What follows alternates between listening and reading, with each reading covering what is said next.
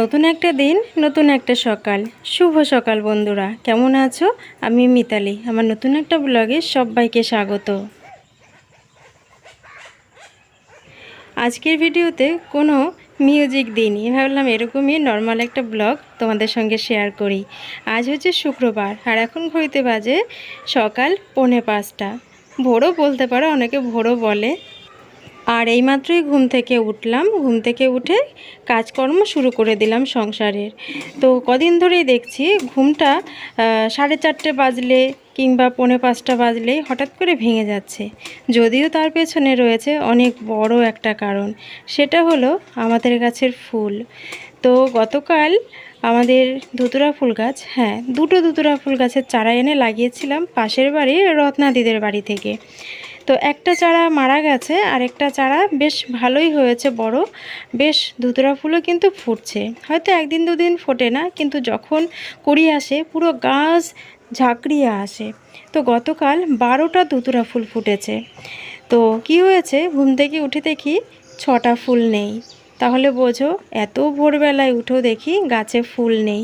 তাহলে আর কত ভোরে উঠলে আমি গাছে সমস্ত ফুল পাবো?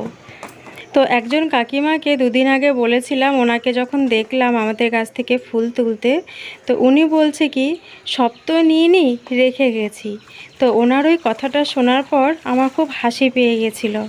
ওনার কথা শুনে মনে হলো উনি যেন ওনার বাড়ি থেকে ফুল তুলছে আর আমার জন্য কয়েকটা রেখে যাচ্ছে। তো যাই হোক, যার যা কর্ম সে সেটা করবে, ওপরওয়ালা ঠিক তার বিচার করবে। আমি জানি না, আমি একজন দিদাকে জিজ্ঞেস করেছিলাম, সেটা একটু পরেই তোমরা দেখতে পাবে। উঠোনটা ঝাড় দিতে দিতে পাশের বাড়ির একজন দিদা ওনার মেয়ে বাড়িতে আর কি বেড়াতে এসছেন, তো আমার সঙ্গে উনি খুব কথা বলেন।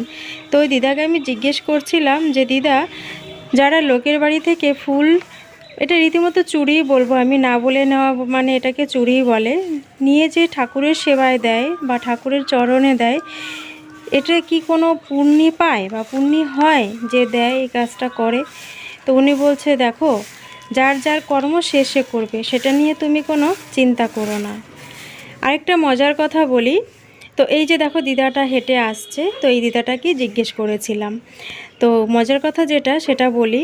তো দিদা বলছে যে এরকম আমাদের বাড়িতেও অনেকগুলো পদ্ম ফুলের গাছ আছে, স্থলপদ্ম।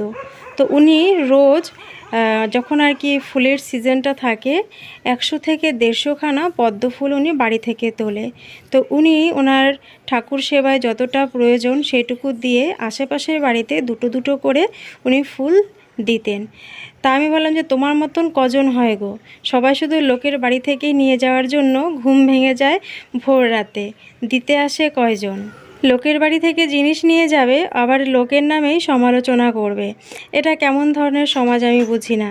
তো যাই হোক, চেষ্টা করি অনেক সকালে ওঠার জন্য, কারণ নিজে হাতে ফুলের চারাগুলো লাগিয়েছি, তো কেউ যদি সেটা তুলে নিয়ে যায়, আমি নিজেই যদি ঠাকুরের চরণে সেটা আমাদের বাড়িতে না দিতে পারি, যেহেতু বড় মেয়ে পুজো দেয়, ও প্যান প্যান করতে থাকে যে বাড়িতে ফুল গাছ অথচ ফুল তুলে নিয়ে চলে যায়। তো কিছু করার নেই, যার নেওয়ার সে নেবে, আর যেটুকু আমার ভাগ্যে থাকার সেটুকু আমার ভাগ্যে থাকবে।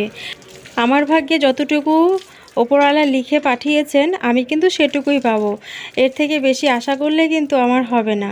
তো যাই হোক, দেখো উঠোনটা ঝাড় দিয়ে নিলাম, ঝাড় দিয়ে তারপরে জামা কাপড় মানে বাসি জামা কাপড় চেঞ্জ করে চলে এলাম সোজা রান্নাঘরে। আর এখন ঘড়িতে বাজে কিন্তু সকাল 6টা, প্রায় কিন্তু 1 ঘন্টা লেগে গেছে আমার বাসি কাজকর্ম সেরে আসতে। আর দুষ্টুর বাবা ওদিকে ঘুম থেকে উঠে পড়েছে, উঠে ও ব্রাশ করছে। তো ওর জন্য আজকে ভাবছি একটু ফেনা ভাত করে দেব। ফেনা ভাত ঠিক নয়, মানে যেহেতু অনেকটা লেট হয়ে গেছে, আরও আগে একটু বসালে বেশ আমার ভালো হতো। কালকে করে দিয়েছিলাম গোবিন্দভোগ চাল দিয়ে ফেনা ভাত, খেয়ে গেছিলো। তো আজকে আর ওটা করব না, কারণ পরপর দুদিন একই জিনিস খেতে ভালো লাগবে না। তো এর মধ্যে কি হয়েছে, আমার মেসোমশাই যখন হসপিটালে ভর্তি ছিল, তখন ও একদিন গেছিলো কল্যাণী হসপিটালে মেসোমশাইকে দেখতে। তো আমি আবার টিফিন বক্সে করে ভাইয়ের জন্য, যেহেতু ভাই পরপর অনেক দিন হসপিটালে ছিল, তো ভাইয়ের জন্য রান্না করে খাবার পাঠিয়েছিলাম। তো ওই টিফিন বক্স ও ট্রেনে ব্যাগ রেখেই ও নেমে চলে এসেছিল। তো টিফিন বক্স একটা কিনতে হবে, তো সেই কারণেই ওকে কদিন ধরে টিফিন দিতে পারছি না টিফিন বক্সের জন্য। তো ওকে বললাম যে একটা টিফিন বক্স এনো, ও বলছে এদিক দিয়েই তো মাসিরা কত মাথায় ঝুড়ি করে নিয়ে বাসন নিয়ে যায়। আমি বললাম মাসিরা কি আমার মুখ দেখে দেবে, তার জন্য তো পয়সা লাগবে। তো বলছে কেন, বাড়িতে ছেঁড়া জামা কাপড় আছে ওগুলো দিয়ে রাখবে। আমি বললাম বাড়িতে ছেঁড়া জামা কাপড় দেওয়ার মতন সেরকম কিছু নেই। তো এই কথা শুনে ও বলল কেন, আমার কয়েকটা বাতিল জামা কাপড় রয়েছে ওগুলো দিয়ে দাও। আমি বললাম ওগুলো দিয়ে আমার নেওয়া হয়ে গেছে, একটা কালো ছোট বালতি রেখেছি। তো বলল ঠিক আছে আমি পরে দেখছি। তো যাই হোক, এদিকে আমি কি করলাম, যেহেতু সেদ্ধ চালের ভাতটা করতে গেলে একটু দেরি হয়ে যাবে, তাই আমি 1 কাপ পরিমাণ আতপ চাল নিলাম আর একটু আলু সেদ্ধ দিয়ে দিলাম, আর করে দেবো একটা ডিমের অমলেট। তো সেটা পরে করব। যে বাসনগুলো মেজে নিলাম একটু আগে, সেই বাসনগুলো এখন জায়গা মতন রেখে নিচ্ছি। না হলে আমার কি হয় বলো তো, আমার গ্যাসের পাশে স্পেসটা একদমই ছোট, তো কাজ করতে অসুবিধা হয়। তো সেই জন্য বাসনগুলো আগে রেখে নিলাম। আর এদিকে ওর জন্য চা বসালাম, ওর মুখ টুক ধোয়া হয়ে গেছে, ও স্নানটাও সেরে নিয়েছে সকালের। এসেও যদি ও স্নান করে, কারণ এখন গরম পড়েছে তো প্রচণ্ড গরম কদিন ধরেই, 2-3বার স্নান করলেও কোনো অসুবিধা নেই। তো যাই হোক, ও সকালে স্নান করে যায় আবার এসে স্নান করে। তো ওর জন্য দেখো বড় 1 কাপের চা করে নিলাম। তো চলো ওকে আগে চাটা দিয়ে আসি। আর চা পাতাটা রেখে দিই, তোমরা জানোই যে আমার আগের ব্লগ যারা দেখেছো, চা পাতা আমি ফেলি না। তাই ভাবলাম যে চা পাতাটা একটু জমে গেছে, ফুল গাছের গোড়ায় দিয়ে আসি। তা দিয়ে দেওয়া হয়ে গেল। আর এদিকে আমার ভাতটাও হয়ে গেছে খুব তাড়াতাড়ি। আর আতপ চালের ভাত হতে বেশি সময়ও লাগে না। একটু পেঁয়াজ কুচি দিয়ে দিলাম, যেহেতু আলু সেদ্ধ রয়েছে, আর একটু সর্ষের তেল আর কাঁচা লঙ্কা, আর এই যে ডিমের অমলেটটা করে দিয়ে নিলাম। আর ওকে দিয়ে দিলাম, ও খেয়ে নিল। আর এই ফাঁকে আমি কি করলাম, ঘরটা মুছে নিচ্ছি, যেহেতু বাসি ঘর কিন্তু আমার এখনও মোছা হয়নি। ঘুম থেকে উঠেই কিন্তু আমি আগে উঠোন ঝাড় দিতে চলে গেছিলাম। তো তখন যদি আমি ঘরটা মুছতে আসতাম, তাহলে ও কি করতো, ও উঠোনটা ঝাড় দিতে চলে যেত। তার জন্য আগে উঠোনটা ঝাড় দিয়ে নিলাম। আর এখন যেহেতু ও রেডি হচ্ছে, সেই ফাঁকে আমি এখন ঘরটা মুছে নিচ্ছি। আর এই পর্যন্ত যে কাজকর্মগুলো আমি করলাম, এগুলো কিন্তু থাকে আমার অনেক ভোরের কাজ। আর ব্লগ কিন্তু শুরু করি অন্যান্য দিন ঠিক কিন্তু এই টাইম থেকে, সকাল 7টা থেকে। আর এই পর্যন্ত যদি কেউ আমার ব্লগটা দেখছো, নিশ্চয়ই কোথাও ভালো লাগছে সেই জন্য দেখছো। লাইক করোনি, তাহলে একটা লাইক করে দিও। আর যদি আমার চ্যানেলে প্রথম হয়ে থাকো, আমার চ্যানেলটা সাবস্ক্রাইব করা নেই, তাড়াতাড়ি ঝটপট করে আমার চ্যানেলটা সাবস্ক্রাইব করে আমার পরিবারের সদস্য হয়ে যাও। নতুন নতুন আমি তোমাদের প্রতিদিন একটা করে ব্লগ উপহার দেব, আর তোমরা অবশ্যই আমার ব্লগগুলো দেখবে। তো তোমাদের ভালোবাসা, তোমাদের সাপোর্ট ছাড়া তো আমি এগোতে পারবো না।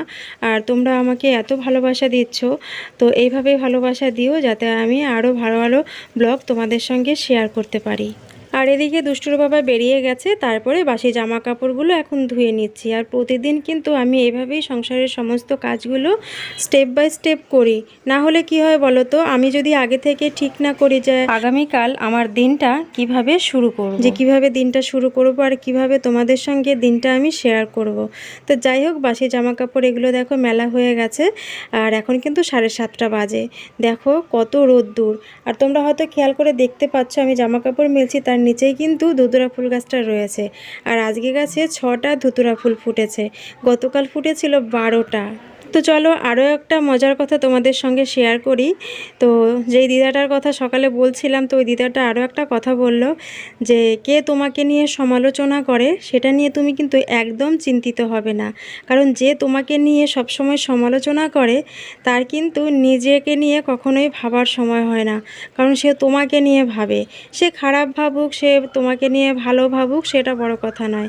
তোমাকে নিয়ে যে ভাবে, তুমি এতেই কিন্তু খুশি হও, এতেই কিন্তু তুমি আনন্দিত হও। তো এই দিদাটার কথাটা সত্যিই আমার মনে লেগে গেছে। কে আমাকে নিয়ে খারাপ ভাবলো, কে আমাকে নিয়ে ভালো ভাবলো, সেটা দেখবে না, দেখবে সে তোমাকে নিয়ে ভাবছে, সে তোমাকে নিয়ে চিন্তিত। এটাই তুমি মানে এটাকে নিয়ে তুমি খুশি থাকো। আর এদিকে দেখো দুষ্টু ঘুম থেকে উঠে পড়েছে, ওকে বাইরের কল থেকে মুখ ধুয়ে নিয়ে আসলাম, এনে দিলাম ওকে জল। খালি পেটে একটু জল খাওয়া প্রয়োজন। তোমরা জানোই যে খালি পেটে জল খেলে শরীরের কিন্তু অনেকটাই উপকার হয়, গ্যাসের প্রবলেম থেকে কিন্তু অনেকটাই মুক্তি পাওয়া যায়। আর এটা আমি আমি কিন্তু রেগুলার করি, অনেক সময় মনে থাকে না, কিন্তু যখন মনে পড়ে তখন কিন্তু জল খাই আর কি। তো জল টল খেয়ে তারপরে দুষ্টুকে একটু পড়তে বসাবো। আর আজকে ওকে স্কুলে নিয়ে গিয়েও বেশিক্ষণ রাখবো না, কারণ আজ একটু রানাঘাটে যাব আমার ভাইয়ের বাড়িতে। তো বাবা এসেছে বাংলাদেশ থেকে, বাবা ফোন করছে যাওয়ার জন্য। তো বাবাকে একটু বাবার সঙ্গে দেখা করে আসব। আর এখন বাজে প্রায় 10:20 লালগোলাটা ধরবো। লোকালটা যদিও পেতাম না, তার জন্য তাড়াহুড়ো করিনি, কারণ বাড়িতে মেয়ে পুজো দেবে, ওর একটু টাইম লাগে, সেই কারণেই একটু দেরি হয়ে গেল। আর আমার দুষ্টু তো লালগোলা একদমই যেতে চায় না। তো যাই হোক, স্টেশনে এলাম, টিকিটটা কেটে নিলাম, একবারে রিটার্ন টিকিটও কেটে নিলাম। আর প্রচণ্ড গরম আজকে, প্রচণ্ড গরম, তোমরা দেখে বুঝতেই পারছো কত রোদ আজকে। বাবা এই গরমে তার মধ্যে একটা ছাতা এনেছি, রোদে মোটে পারা যাচ্ছে না। তো ব্রিজ পার হয়ে 2 নম্বরে এলাম, আর ওই যে লালগোলা ঢুকছে। আর আমার দুষ্টু তো হাত পা ছিটিয়ে রীতিমতো বলছে, মা আমি লালগোলায় উঠবো না, আমি লালগোলায় উঠবো না। তো চলো, আজকে আমার গন্তব্য হচ্ছে তাহেরপুর থেকে রানাঘাট পর্যন্ত। তো চলো একবারে রানাঘাট নেমে তোমাদের সঙ্গে কথা হচ্ছে, কারণ লালগোলায় প্রচণ্ড ভিড় হয়। শোনো, তুই পারবি উঠতে? বাবাই, উঠতে পারবি তো? হ্যাঁ,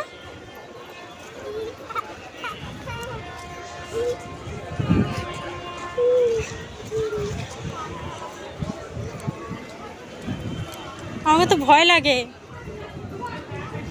দাঁড়া।